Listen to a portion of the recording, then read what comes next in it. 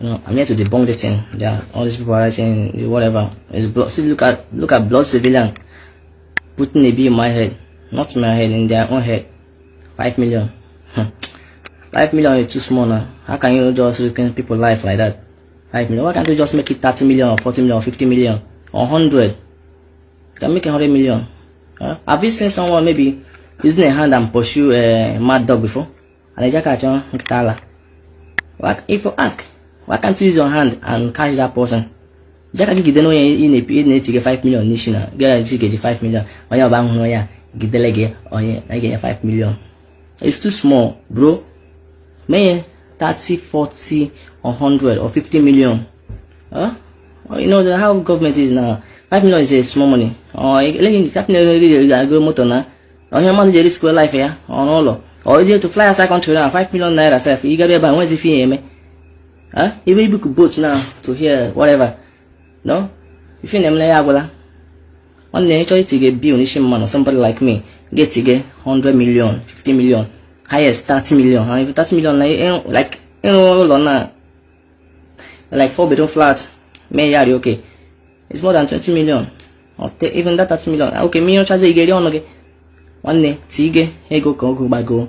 Oh yeah, hope one day yes in I could take a risk.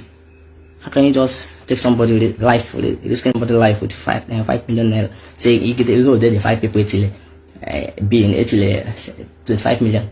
Or this you get the money say 25 million, 25 million going again. Ofuye, may Ofuye 30, 40, 50 million. Bro, look at this blood civilian.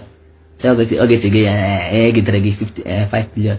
Civilian, not all the government in the real because of Hopaga Gojo in community. Hopaga Gojo, Aguasa Gojo Paga Demma. Ya Balaga. Neighbor with 4 friend. But the one in Abuja can Lagos and Kano, South Africa and Kano.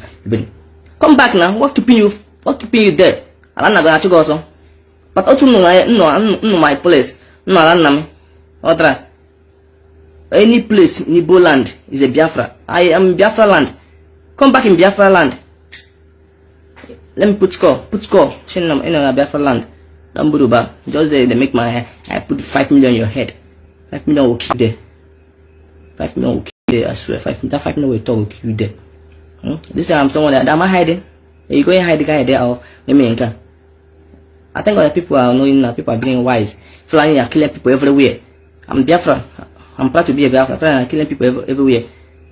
You're here making mouth. Oh my God. I'll try. I'll go free now. You're back in the I'll go free. You get to get 5 million nation man. I'll go free. More personally, you see that guy that wrote that. More at 10 million issue ya. More at 10 million naira. You're back there that person. 10 million. What's the 5 million issue can make to get 10 million issue? I swear to God. Oh, you're back who do earlier. Same layer. 10 million naira. 10 million can 10 million naira with a plot of land.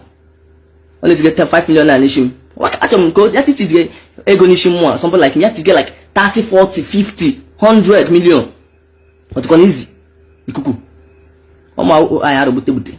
A million class boy. A million. I'll see now. I'll call the 5 million, 5 million. 5 million. You wouldn't get as a motorcycle, you get as well as in the site. Happen, God, as I'm safe, I'm safe. No Kuchalanki, no Kuchala Balaga. But I come there. At their own. Okay, free. Thank you, my brother and sister.